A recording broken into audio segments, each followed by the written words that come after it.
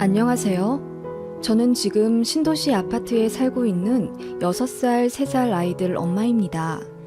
한창 벚꽃 예쁘게 날리던 날에 사다리차 올려 이사했는데 요즘 날씨를 보니 딱 여기 올 때쯤 같아서 기분이 싱숭생숭합니다. 기분 좋은 이삿날 추억일 텐데 왜 싱숭생숭하냐고요? 기막힌 이유가 있습니다. 그것도 저희 미혼 시누이 때문에요. 저희 남편에게는 여동생이 둘 있는데요.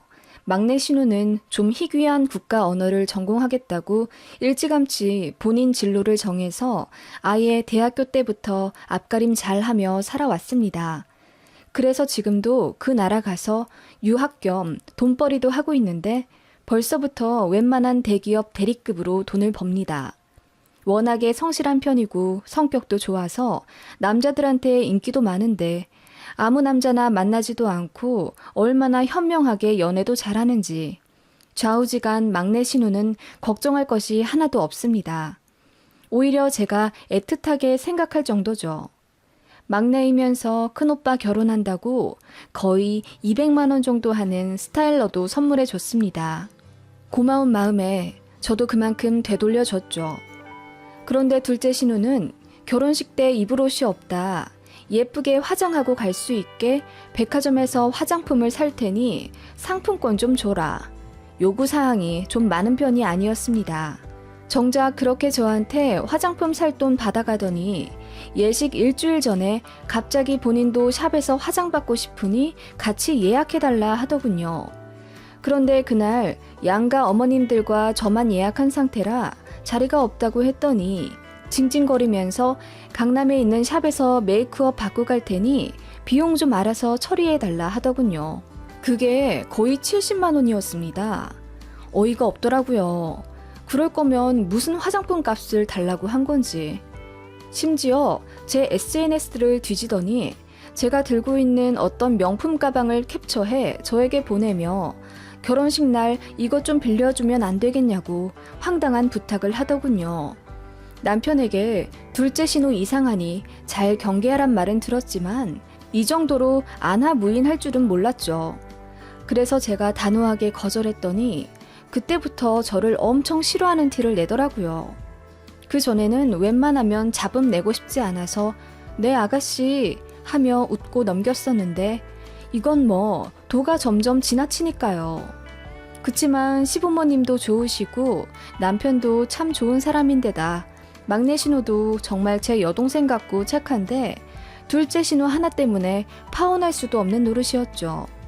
너무 싫어서 스트레스도 많이 받았지만 남편이 본인이 앞으로 단속할 테니까 걱정하지 말라고 단단히 저를 설득해 주었기에 그거라도 하나 믿었습니다. 혹시나 나중에 둘째 신우 때문에 트러블이라도 생기면 무조건 제 편 들어주기로 약속, 아니 각서까지 쓰고 결혼했습니다. 좀 우습죠? 아무튼 신우는 참 이상했어요. 반반한 얼굴 때문인지 고등학교 때도 좀 놀았다고는 하는데 그래도 대학은 좀 잘 갔거든요. 남편 말로는 대학교는 잘 가서 앞가림 잘 하고 살 줄 알았는데 뭐 쇼핑몰을 한다고 시부모님께 2천만 원을 빌리더니 그 돈으로 클럽이며 쇼핑이며 온갖 사치스러운 것에 다 써버렸다고 하더군요. 그 이후로도 돈돈거리며 시댁에서 돈 타가고 입 싹 닦고 그러기를 몇 번이나 반복했고 나중에는 급기야 시아버지 지갑에다가도 손을 댔다더군요. 시어머님은 웬만하면 말로 다스리시는 분이지만 시아버님은 엄청 보수적이셔서 그런 신우에게 너무 실망했다며 거의 손절치셨어요. 싹수가 노랗다 하시며 둘째 신우에게는 웬만하면 터치도 안 하고 돈도 지원 안 하고 없는 딸 대하듯이 그러셨다네요. 그래서 둘째 신우도 시부모님, 그러니까 본인 부모님한테 불만이 많은 편이고 아무튼 한 집안에 하나씩 있다는 바로 그 애물단지가 둘째 신우입니다. 편의상 그냥 신우라고 할게요. 막내 신우는 한국에도 없으니까요. 신우는 명절에도 한번 안 찾아오는 딸이랬는데 저 결혼하고 나서부터는 꼬박꼬박 본가 와서 저랑 마주치려고 하더라고요. 처음엔 저랑 가족 됐다고 살 붙이려 노력하는 줄 알았는데 나중에 알겠더라고요. 시노이짓 하고 싶은 못된 심부라는 걸요. 명절에 시댁에 가서 제가 앞치마 두르고 어머님 따라 부엌으로 들어갈라 치면 저희 시어머님은 항상 거절하시며 기어코 저를 부엌 밖으로 내쫓으십니다. 아직까지는 어머님이 기력이 있으시니 혼자 할 수 있다. 내 부엌에 누가 들어오는 거 싫다. 그런 말씀으로 제게 부담 안 주시려 하시며 명절 당일까지 일하고 온 저를 따뜻하게 배려해 주시는 분입니다. 그런 어머님께 저도 죄송하고 고마워서 아무리 바빠도 집에서 전이라든지 갈비찜이라든지 해갈 수 있는 건 항상 해갔고요. 아무튼 제가 시댁 부엌에 들어가지도 못하게 되니 자연스레 거실에 있게 되니까요. 그 꼴을 신우가 너무 보기 싫어하더라고요. 아니, 며느리가 이래도 돼? 아무리 시어머니가 혼자 한다고 하셔도 사실 속마음은 안 그럴걸? 다 늙으신 우리 엄마 불쌍해서 어떡해. 혼자 일하니까 힘들지 엄마? 새언니가 지금 되게 눈치 없는 거지? 뭐라고? 늦게까지 일하다 온 애를 어떻게 또 주방일을 시키니? 정 나 혼자 일하는 게 그렇게 안쓰러우면 네가 좀 와서 거들든지. 평생 도와줘 본 적도 없으면서 저렇게 입만 살아가지고 차라리 명절에 오지를 마. 지 오빠 결혼하고 나서 이상하게 명절마다 온단 말이야. 와서 괜히 여러 사람 기분만 잡치게 하지 말고 조용히 있다가 가. 무슨 나만 갖고 그래 맨날. 그런 식으로 신우는 늘 저를 부려먹고 싶어 안달이었고 뒤로는 알랑방구 껴가며 저랑만 단둘이 있으면 뭐 허리가 아파서 도수 치료를 받아야 하는데 돈이 없네. 이번에 뿌리 염색을 해야 하는데 단돈 5만 원도 없네. 어쩌고 하면서 꼭 앓는 소리를 하더라고요. 결혼 초에는 순진하게도 신우 그럴 때마다 얼마라도 줬었어요. 거절하기도 뭐하게 꼭 단둘이 있을 때만 그러잖아요. 고딩 때 좀 놀았다더니 뭐 삥 뜯는 것도 아니고.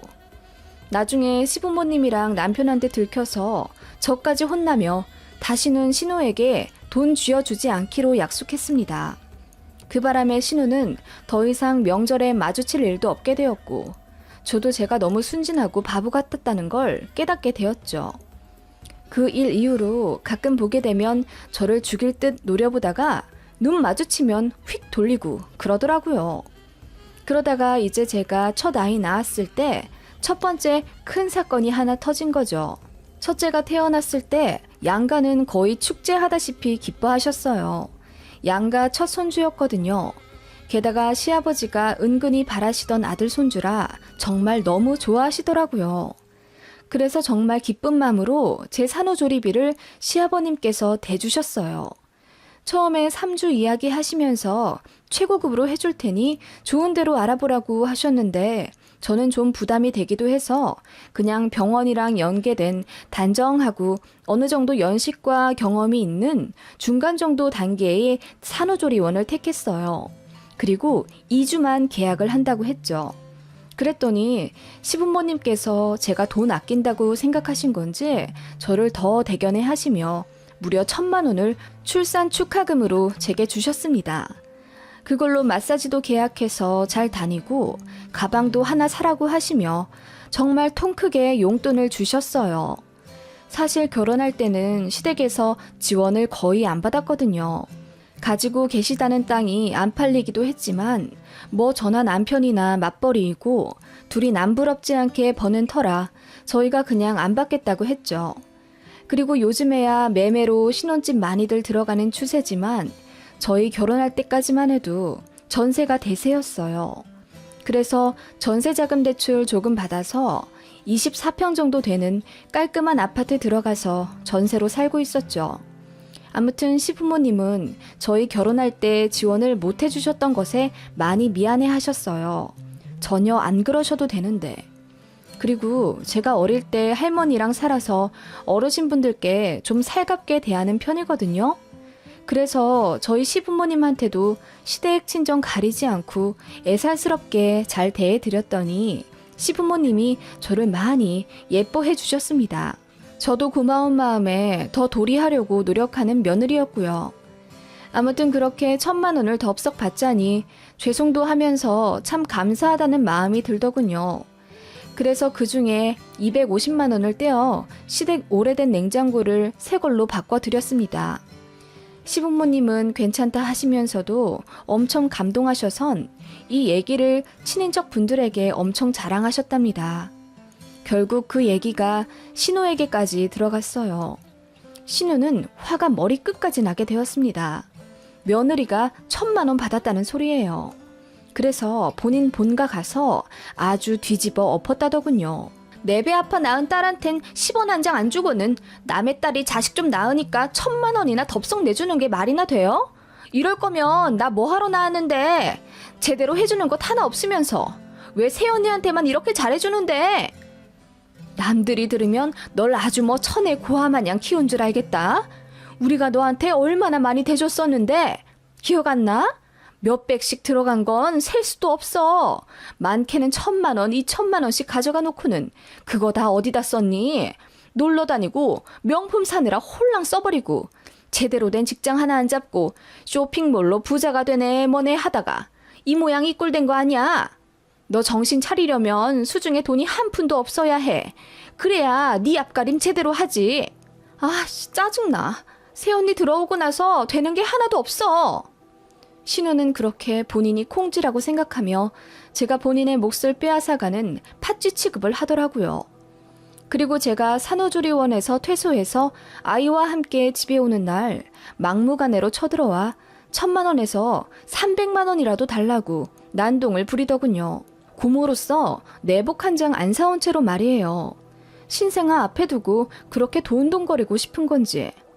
그 바람에 남편이 화가 머리끝까지 나버려서 신우에게 소리를 질러가며 내쫓아 버렸고, 신우는 하나뿐인 오빠가 여자한테 미쳐서 여동생도 모른 척한다며 엉엉 울며 떠났습니다. 진짜 어이가 없었고 시부모님도 아이의 혀를 끌끌 차며 저에게 대신 진지하게 사과하셨습니다. 정말 어이없는 사건이었지만 그 이후로 나타나지 않아 다행이라고 생각했는데 이게 웬걸. 저희 첫째 돌쯤 되니 나타나더라고요. 시부모님이 첫손주 돌이라고 또 얼마 쥐어주셨을까봐 그 냄새 맡고 찾아온 하이에나 마냥 말이에요. 새언니, 엄마가 얼마 줬어요? 돌이니까 한 100만 원 주셨겠죠? 애한테 무슨 큰 돈이 그렇게 필요해요. 지금 분유랑 기저귀만 있으면 되는데. 큰 돈 주셨으면 고모한테 조금 양보하라고 해요. 아가씨, 우리 아이 곧 분유도 끊고요. 한우 먹이느라 등골이 휘청해요. 시부모님이 주신 돈으로는 뭐 3개월치 한우값도 안 되겠는데요? 이번에 오신 김에 고모로서 용돈 좀 주고 가세요. 어떻게 된 게 내복 한 장 안 사주세요? 지금 공무원 시험 준비 중인 제 동생도 지 용돈 모아서 모빌은 사주던데요? 라고 저도 처음으로 능청스럽게 받아쳤죠. 그랬더니 울그락불그락하며 신우가 아니 저도 돈이 없어서 겨울에도 춥게 입고 다니는데 무슨 조카 내복을 사다 줘요. 조카가 알면 고모 딱하다 하겠다. 있는 사람이 더하다니까. 내가 조금 더 돈 벌면 그때 조카한테 다 해줄 테니까 저보다 돈 많은 조카가 고모 용돈 좀 주라고 해요. 하며 지도 지지 않고 받아치더군요. 제가 이제 아이도 생겼으니 먹고 죽을 돈도 없다고 했습니다. 절대로 돈 안 내줄 기세로 버티니까 눈으로 욕하며 현관문 쾅 닫고 나가더군요. 정말 돈밖에 모르는 철면피 신우였습니다. 그런 사람 처음 봤어요. 아무튼 그렇게 몇 년 연락 안 하고 살았고 신우는 어디 지방 내려가서 옷가게를 하고 산다고 하더군요. 자세히는 모르겠지만 나름 잘 먹고 잘 산다고 들었기에 다행이라고 생각했고 이제 제발 철 좀 들길 간절히 바랐습니다.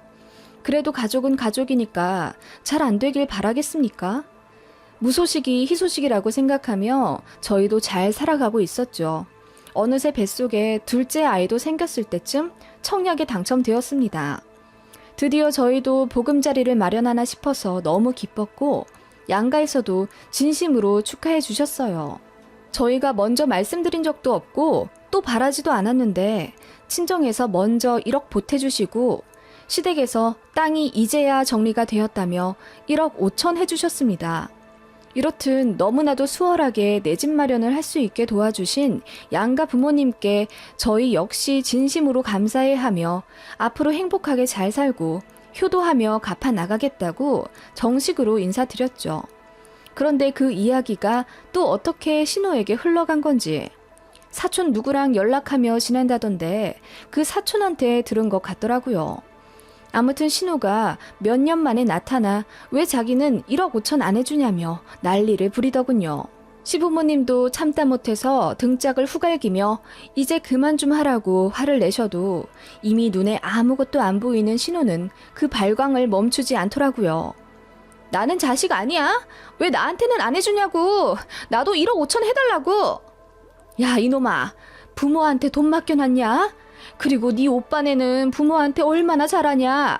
날 추우면 춥다 전화하고 더우면 덥다 전화하고 늙은이들 건강은 어떤지, 집안 가전은 잘 돌아가는지 제 부모 마냥 살피고 때 되면 용돈 주고 선물 주고 저런 며느리 얻기가 어디 쉬운 줄 알아? 그래, 네 말 맞다나. 내 딸은 너인데 정작 너는 지 부모가 당뇨며 혈압이며 고생하는 거 알면서도 어디 걱정 한번 해줘 보았느냐? 돈 가져가면 죄다 어디다 썼어? 돈지랄 하는데 다 써놓고는 뭐? 왜 나는 1억 5천 안 해줘? 네 눈엔 부모도 형제도 죄다 돈으로 보이지? 엄마 아빠는 맨날 나만 갖고 그러더라? 아무리 그래도 10손가락 깨물어 안 아픈 손가락 없댔어. 나도 엄마 아빠 소중한 자식이야. 똑같이 대우해 달라고. 이게 어디서 말만 번지르르. 그렇게 신우는 시부모님께서 저희에게 집값으로 대주신 1억 5천을 너무나도 배 아파 하더라고요. 맘 같아선 그 돈 안 받는다고 신우 앞에서 큰 소리 치고 싶었는데 아이도 이제 둘이고 이제야 겨우 마이너스 상태에서 벗어났는데 또 대출받고 살아가기도 어쩐지 부담이 돼서 그냥 입 꾹 다물고 남편 등 뒤에 숨었습니다. 그랬더니 신우가 또 이번엔 저를 잡고 늘어지면서 제가 시댁 잘 만나서 호강하고 산다 어쩐다 심술궂은 망언을 내뱉더군요. 그렇게 한바탕 난리를 쳐놓고 가니 배가 너무 아파졌어요. 드라마처럼 배를 부여잡고 주저앉게 되었고 그렇게 병원에 가니 스트레스로 인한 절방 유산이라며 4주간 안정을 취하라는 소견을 받게 되었습니다. 그 일로 시부모님은 사돈댁에 별 낯이 없다며 저에게 더 미안해 하셨고 신우는 아예 저희 근처에 얼씬도 못하도록 시부모님이 단단히 혼내셨다고는 하더라고요. 그래도 다행히 둘째 아이는 잘 태어났고요. 저도 복직하고 뭐하고 바쁘게 살다 보니 어느새 저희 들어갈 아파트도 다 지어져서 입주하는 날이 다가오더라고요. 너무나도 설레는 마음으로 이삿날만을 손꼽아 기다렸습니다. 그리고 이삿날 당일 새벽부터 일어나 아이들을 친정에 맡기고 저와 남편은 웃음 가득한 얼굴로 이사를 진행했죠. 새 아파트에 사다리 차를 이끌고 들어가는 그 순간에 얼마나 행복하던지. 그렇게 정신없이 이사를 하고 있는데 밑에서 무슨 큰 소리가 나더라고요. 무슨 일이 있나 하고 내려다보는데 이삿짐 센터 인부들이 난색을 표하며 뒤로 물러나 있고 어떤 여자가 막무가내 소리를 지르며 박스들을 들이밀더라고요. 이게 무슨 일인가 하고 자세히 보니 그 여자는 세상에 저희 신우였습니다. 마침 남편은 주민센터에 일 보고 이삿짐 센터 직원들 커피를 사온다고 나간 상태였고 저만 그 광경을 보게 된 것이죠. 제가 소리를 지르며 지금 뭐 하는 거냐고 했더니 신우가 고개를 들어 저를 확인하곤 씩 웃더군요. 기겁을 하며 제가 엘리베이터를 타고 내려갔습니다. 그렇게 마주한 신우는 저에게 반갑다면서 악수를 하려고 하더군요. 가볍게 뿌리치고 제가 물었죠. 지금 이게 뭐 하는 짓이에요? 언니는 예전이나 지금이나 여전히 예의가 없네요. 아무리 그래도 오랜만에 보는 신우인데 인사 정도는 해야 하지 않아요? 본론부터 말해요. 여기 왜 오셨냐고요? 이 짐들은 뭐고요? 뭐긴 뭐예요. 제 짐이죠. 여기 이 집, 제 지분도 들어가 있잖아요. 그러니까 나도 여기 살 권리 있거든요. 언니 모르셨어요? 우리 엄마 아빠가 이 집에 1억 5천 줬잖아요. 그 중에 5천 정도는 제 몫인데 어떻게 그걸 홀라당 다 먹을 생각을 하고 계세요? 뭐라고요? 5천 정도가 아가씨 몫이라고요? 그래서 지금 뭐 하자는 건데요? 들어와 살기라도 하겠다는 거예요? 네, 안 그래도 지금 사는 집 전세 다 끝나가거든요. 나도 어차피 이사해야 하고 우리 둘째 조카도 태어나는데 제가 여기 살면서 좀 키워드릴게요. 언니도 어차피 바로 복직하잖아요. 네? 진짜 듣자 하니 어이가 없어서 누가 여기 아가씨를 살게 한대요?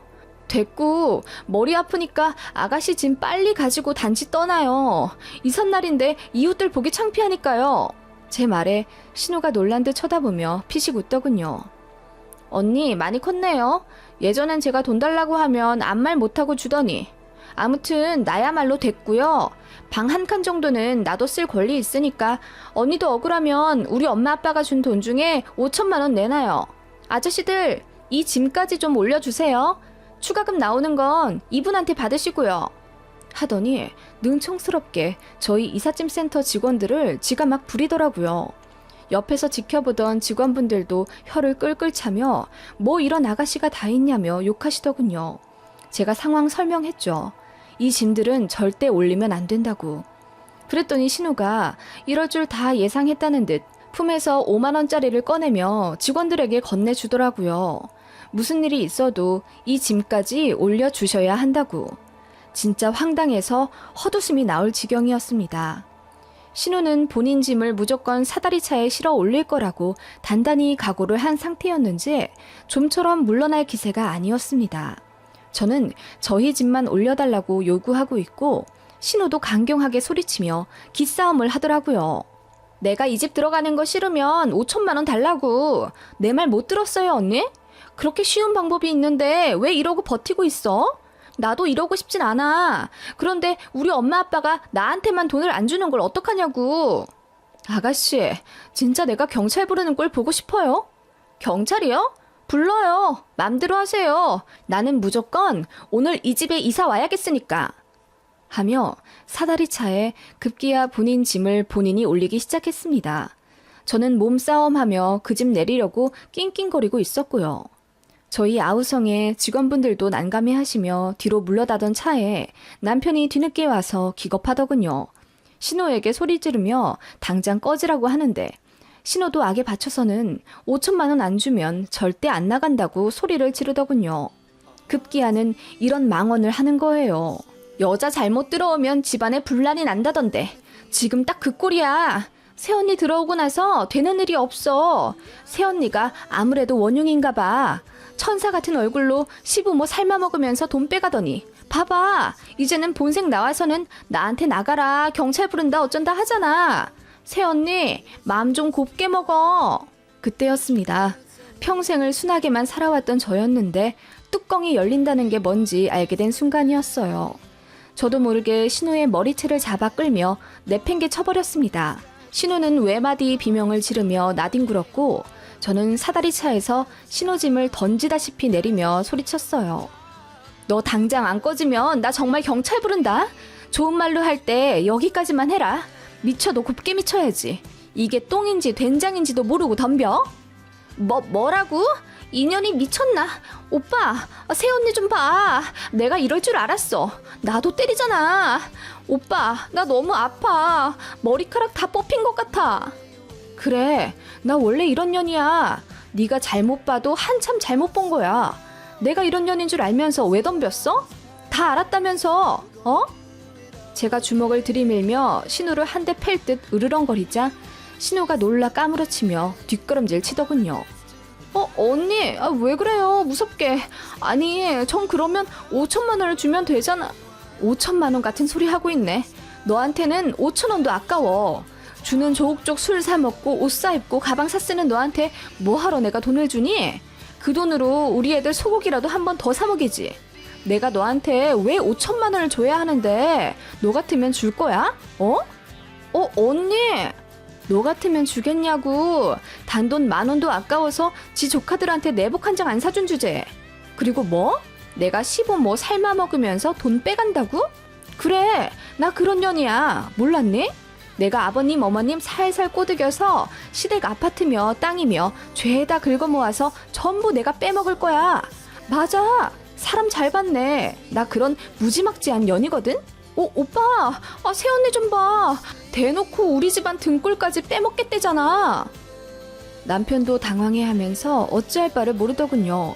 그쪽으론 쳐다도 안 보고 신우한테 계속 말했습니다.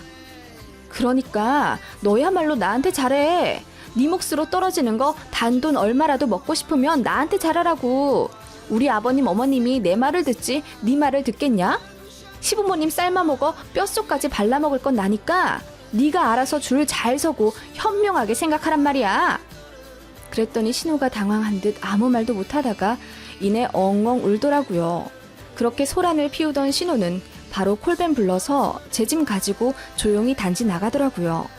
옆에서 지켜보던 이삿짐 센터 직원분들은 저에게 엄지를 치켜 세워주며 대단하다고 박수까지 치더라고요.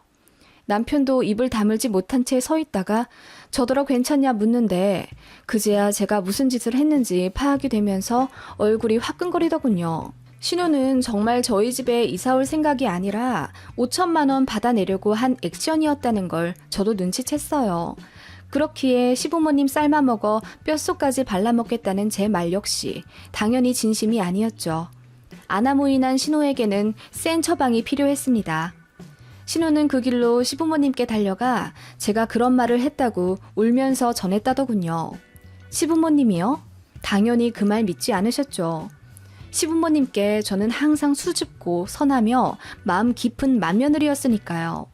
신우는 그렇게 복장 터져하며 집안에서 본인의 위치를 다시 한번 깨닫고는 조금이나마 정신 차리곤 조용히 살더라고요. 제 앞에서 또 돈돈거리면 본전도 못 찾을 거 아니까 제 쪽으론 얼씬도 하지 않고 있고요.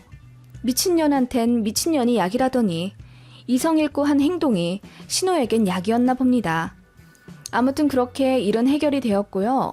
양가에서 보금자리 하라고 보태주신 돈은 너무나도 감사해하며 받았고 갚아 나가려 노력 중입니다.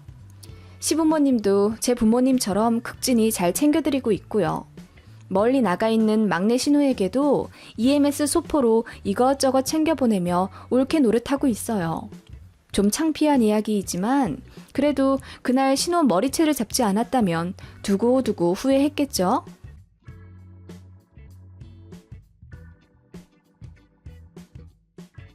저희 시어머니는요, 원래부터 의심이 참 많은 성격이십니다. 무슨 말씀을 드려도 고지고대로 듣지 못하시고 제가 거짓말을 한다고 생각하십니다. 결혼할 때는 이런 본색을 드러내지 않으셨는데 제가 마음에 안 드신 건지 사사건건 저를 의심하기 시작하시더라고요. 결국 웃지 못할 일까지 벌어지고 어머님은 얼굴이 하얗게 질려선 저에게 사과하시고 이제 다시는 저희 일에 간섭하지 않으십니다. 사실 남편의 돈 사고 때문에 일어난 일이라 어디 말하면 내 얼굴에 침 뱉기거든요. 그래서 아무에게도 말하지 못했는데 제가 자주 보는 이 사연 게시판이 생각나더라고요. 대나무 숲이라 생각하고 저도 다 털어버리고 잊으려고요. 저희 시어머니의 의심은 결혼 초부터 시작되었습니다. 저랑 남편은 연봉이 500만 원 정도 차이가 나요. 그런데 제 직장은 남편에 비해 상여금도 꽤 높은 편이고 복지도 좋아서 솔직히 집만 있으면 월급 받는 족족 돈을 모을 수 있습니다. 분기마다 옷 사라고 복지금 나오고 어디 놀러 갈 때는 회사와 제휴된 리조트 예약하면 되고 운동하라고 건강복지지원금도 나와요. 성과금, 상여금도 업계에 비해 절대 짜지 않은 편이죠. 그렇지만 저희는 풀대출해서 신혼집을 마련했기 때문에 대출금 갚기도 빠듯합니다. 시댁 친정에서 돈 1원도 받지 않고 오로지 저희 힘으로 결혼했어요. 양가 모두 노후는 안정적으로 준비되신 분들이긴 하지만 저희가 결혼 때 지원받지 않겠다고 했습니다. 굳이 안 받아도 될 도움이고 저희 능력이 없는 것도 아닌데 뭐하러 부모님 노후 자금 빼서 저희 잘 살자고 돈 받나 싶었거든요. 그 부분은 저희 양가에서도 뜻깊게 생각하셔서 저희 보고 대견하다 하셨어요. 아버님도 제가 야무지다며 참 좋아하셨고요. 그런데 시어머님은 마음에 안 드셨나 봐요. 결혼하고 나서야 약주 한 잔 하신 채 말씀하시더라고요. 시댁에서 아들네한테 돈을 얼마라도 해줘야 며느리 잡기가 편한데 이건 뭐 돈을 한 푼도 못 줬으니 입대기도 어려워졌네. 이래서 요즘 며느리들이 무섭다니까. 너도 솔직히 시부모 간섭 안 받으려고 돈 안 받은 거지? 요즘은 그렇다고 하더라. 그래서 돈 버는 며느리들이 무서운 거라고. 네? 어머님, 제가 설마요. 어머님은 농담이라고 하시며 웃으셨지만 저는 그 얘기를 들으니 괜히 마음이 찜찜해졌죠. 남편도 앞에서는 어머님께 왜 그런 이야기를 하시냐고 타박했지만 뒤돌아서는 저더러 본인 어머니가 원래 좀 마음에 없는 소리를 하신다며 이해하고 넘어가라고 하더군요. 뭐 그런가 보다 하고 지나갔습니다. 그런데 어머님이 결혼 후 얼마 지나지 않아 제게 연봉을 다시 한번 물으시더라고요. 제가 얼마라고 말씀드리니 둘이 돈 관리는 어떻게 하냐고 물으시더라고요. 그래서 제가 말했죠. 제 월급으로 아파트 대출금이랑 적금 넣고요. 남편 월급으로 저희 보험비, 다달이 들어가는 세금이랑 카드값하고 경조사비 내는 편이에요. 남으면 따로 비상금 통장에 넣고요. 네 월급은 그러면 다 은행으로 들어가는 거네? 아, 네, 아무래도 그렇죠.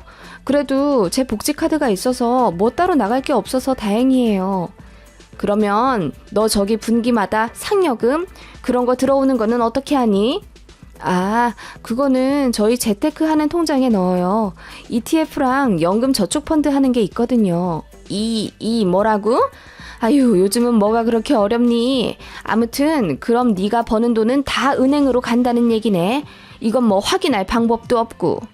네? 어머님 그게 무슨 말씀이세요? 아니다. 아무튼 월급 관리 잘해라. 네가 잘해야 가정에 복이 들어오는 법이야. 현명하게 생각해서 딴 주머니 차지 말고 잘 모아둬라. 요즘 며느리들은 자기 월급 100% 오픈하지도 않는다더라. 그 말씀에 저도 기분이 좀 상했죠. 저는 옷도 잘 안 사입고 명품에 관심도 없거든요. 그냥 돈 생기는 족족 다 모으고 또 갚고 그러고 있는데 제가 무슨 돈을 딴 데로 빼돌리는 사람 마냥 의심하시니 말이에요. 어머님, 저 그런 사람 아니에요. 제가 무슨 딴 주머니를 차요. 그런 사람 아닌 사람 어딨다니. 이제 우리 아들 돈으로 카드값도 다 낸다면서. 들어오는 월급 족족 네가 만지고 산다는 건데 어떻게 딴 생각이 안 들겠니? 아서라, 그냥 노파심에 하는 말이니. 네가 알아서 잘하겠지. 그렇게 찜찜하게 이야기를 마무리하시는 시어머니셨습니다. 솔직히 기분 나빴지만 뭐 결혼한 아들네 자금 사정 궁금해 하실 수도 있다고 생각해서 넘겼습니다. 그런데 설상가상 남편의 실수로 큰일이 생겨 더 심란해지는 일이 생기고 말았습니다. 남편이 생전 안 하던 주식을 결혼하고 나서 시작하게 되었는데 이 인간이 그냥 가지고 있는 돈으로 하면 제가 뭐라고 하나요? 무모하게 미수거래를 했더라고요. 저는 주식을 좀 아는 사람이라 남편이 그런 허무한 실수를 한 게 어이가 없었습니다. 같은 사무실 사람들이 코인으로 몇 억씩 벌고 또 단돈 100만 원으로 레버리지를 해서 몇 천만 원씩 불리니까 남편도 혹해서 점심시간에 사람들 따라서 멋모르고 같이 했다나 봐요. 남편 통장에 있던 비상금으로요. 다행히 제가 바로 손을 써서 빚이 450만 원 정도에 그치게 되었지만 액수를 떠나 제 의견을 묻지 않고 돈을 사용했다는 것에 너무 화가 나서 남편을 그야말로 조져버렸습니다. 다시는 그런 짓 못하게 아예 이혼 서류도 써서 겁도 주고 한 번 더 돈 가지고 실수하면 아파트 명의도 돌려서 빈털터리로 내쫓아 버리겠다고 각서도 썼습니다. 남편은 벌벌 떨면서 다신 안 그러겠다고 빌었고 저는 그 정도에서 용서해주고 넘어갔습니다. 대신 양가에 알리지는 않았죠. 걱정하실까 봐요. 그래도 그렇게 잃은 돈이 너무 아깝더라고요. 그래서 가뜩이나 저희 쇼핑도 안 하고 돈도 거의 안 쓰긴 하지만 더 아꼈습니다. 남편 정신 차리라고 일부러 더 오버한 것도 있어요. 남편 담배도 끊게 하고 월급 통장도 제가 관리했습니다. 그전엔 남편이 알아서 카드값 내고 돈 낼 거 알아서 내고 그랬는데 그것도 아예 제가 처리하기로 했어요. 돈 관리를 처음부터 끝까지 제가 하게 된 거죠. 그리고 남편 빚 갚을 때까지 배달 음식 절대 시켜 먹지 않고 외식도 안 하기로 했고요. 남편은 당분간 투잡 뛰기로 했습니다. 걸어서 배달해주면 건당 2, 3천 원 정도 받는 알바가 있어요. 요즘 젊은이들 사이에서 심심찮게 유행하는 간편한 배달 알바입니다. 퇴근하고 나면 저녁 먹자마자 남편 내보내서 2시간 정도 하다 오게 했습니다. 그렇게 2시간 동안 정신없이 뛰고 오면 남편은 겨우 15,000원 정도 벌어오더라고요. 솔직히 그 450만 원? 귀여운 수준이라 금방 갚죠. 살다 보면 그 정도 빚이야 쉽게 생기기도 하고 남편도 철없는 맘에 순간 저지른 실수인 거 인정하고 반성했습니다. 그치만 나름대로 정신 차리게 해준다고 제가 내린 벌이고 남편도 제 뜻 따라서 열심히 했습니다. 뜻밖의 남편 살도 빠지고 혈색도 좋아지더군요. 남편이 걸음걸이가 좀 단정치 못해서 운동화가 금방 해지는데 빚 갚기 전까지 안 사준다고 했습니다. 물론 복지카드로 살 수는 있었지만 일부러 안 사줬어요. 그리고 남편만 그렇게 쫀 게 아니라 저도 안 먹고 안 사고 그렇게 살았어요. 일부러 그렇게 허리띠 졸라매 가며 빠듯하게 살았습니다. 남편이 엄청 미안해했고 충분히 반성했다 생각이 들었습니다. 그런데 저희 달라진 생활을 시어머니가 제일 먼저 눈치채시곤 잔소리를 하시더라고요. 남편 퇴근하고 나서 힘들 텐데 왜 밖에 내보내서 알바를 하게 하냐고 저한테 뭐라 말씀하시길래 남편이 당황해하면서 먼저 말했습니다. 나 살 좀 빼려고 다이어트 때문에 일부러 걷기도 하는데 돈도 벌고 좋지 뭐. 아니, 뭔 살을 뺀다는 거야? 안 그래도 힘든데. 저기 며느리 회사에서 운동복지 어쩌고 포인트도 들어온다며. 그걸로 헬스장이나 끊으면 되지. 뭔 청승맞게 알바를 한단 말이니? 세아가 너도 참 그렇다. 같이 맞벌이 하면서 네 남편 저러고 알바하게 냅두면 마음이 편하니? 어머님 그게 아니라요. 사실 이가 묘하게 또 제 탓으로 돌리며 저를 원망하시는 시어머니 때문에 화가 났어요. 그래서 남편이 돈 사고 친 것에 대한 벌을 받는 거라고 말하려 하자 남편이 서둘러 말하더라고요. 엄마, 내가 한다고 한 거야. 우리가 알아서 할 테니까 엄마는 신경 쓰지 마세요. 아니, 근데 운동화는 왜 이렇게 해져가지고 다른 거 없니? 아니면 좀 사든가. 아니, 조금 더 신고 새로 사면 돼. 남편이 급하게 해진 운동화를 가리며 말하는데 시어머니가 복장 터진다는 듯 가슴을 치시며 왜 이러고 사냐고 남편 등짝을 때리시더군요. 저는 그냥 밝히는 게 낫겠다 싶었는데 남편이 극구 말리더군요. 돈 사고 친 거 절대 부모님들한테 말하지 말아달라며 지도 지가 한심한 짓 한 거 알더군요. 제발 우리 엄마한테는 말하면 안 돼. 우리 아빠 예전에 보증 잘못 써줘서 집 망할 뻔했거든. 그래서 돈 사고에 엄청 예민하셔. 이거 알게 되면 나 정말 엄마한테 뭐가지 날아갈지도 몰라. 으휴, 그러게 왜 그런 짓을 했어. 알겠어. 어머님한테 말씀 안 드릴게. 됐니? 아무튼 그래서 저도 비밀을 지켜줬습니다만 시어머님은 제가 천하의 못된 악처라고 생각하시게 된 계기가 된 것 같더라고요. 운동화도 제대로 안 사주고 저녁마다 밖으로 등 떠밀어 고작 10,000원 정도 벌어오라고 남편 알바시킨 나쁜 년이 된 거죠. 짜증은 났지만 뭐 나중에 오해는 알아서 풀릴 거라고 생각하고 저도 바쁜 일상에 휩쓸려 어머님 신경을 쓰지 않고 살게 되었습니다. 그게 화근이 될 줄은 꿈에도 몰랐죠. 시어머니는 툭하면 저희에게 남부럽지 않게 벌면서 왜 그렇게 청승맞게 아끼고 사냐며 핀잔을 주시더군요. 그리고 어느 날은 저 보란 듯이 남편 운동화만 덩그러니 사서 저희 신혼집에 오시더라고요. 참고로 시댁이랑 저희 집은 가깝습니다. 차로 30분 정도? 시어머니가 운전을 하시기 때문에 왕래도 잦은 편이긴 해요. 아무튼 시어머님이 집에 연락도 없이 오셔서는 그렇게 남편한테만 새 운동화 박스를 건네시는 겁니다. 며느리는 알아서 잘 신고 다니길래 우리 아들 것만 좀 사왔어. 예. 너무 기분 나빠하지 마라. 이거 다 며느리 욕 먹지 말라고 시애미가 배려해주는 거다. 지 남편 그 짓꼴로 하고 다니면 결국 욕 먹는 건 부인이야. 하시며 새 점퍼도 꺼내서 남편 몸에 막 대시더군요. 너무 황당했습니다. 그래서 멀뚱히 서서 어이없다는 표정으로 남편을 보니 남편은 안절부절 못하며 이러지도 못하고 저러지도 못하고 그저 왜 사왔냐 괜찮다 라는 말만 반복하더군요. 그렇게 어머님은 남편만 노골적으로 챙기기 시작하셨어요. 같이 식사하는 자리에서 저 보란듯이 대놓고 봉투를 남편한테 주시며 자, 너 돈도 없지? 이걸로 회사에서 커피도 사 먹고 고기도 좀 사 먹고 그래라. 라고 저를 보시며 남편 옷 안 주머니에 넣어주시더군요. 제가 남편을 말없이 째려보자 남편이 눈만 대굴대굴 굴리더니 식은땀 잔뜩 나서는 저에게 다시 그 봉투를 주더라고요. 어머님 앞에서요. 그러자 어머님이 크게 당황하시며 아니 아들 준 돈을 왜 또 며느리를 준다니? 세상에 얼마나 아들을 잡고 살았으면 땡전 한 푼 만지지도 못하고 돈 생기는 족족 지부인한테 돈을 주는 거야. 라고 우는 소리를 하시는 거예요. 그쯤 되니 저도 은근히 악에 바치는 거예요. 솔직히 말해서 퇴근하고 투잡을 뛰든 뭘 하든 어머님이 무슨 상관이실까요? 독립한 아들네인데 어련히 알아서 하겠죠. 그리고 막말로 제가 퇴근 후에 알바를 한다 치면 어머님은 두 손 두 발 들고 환영하실 분입니다.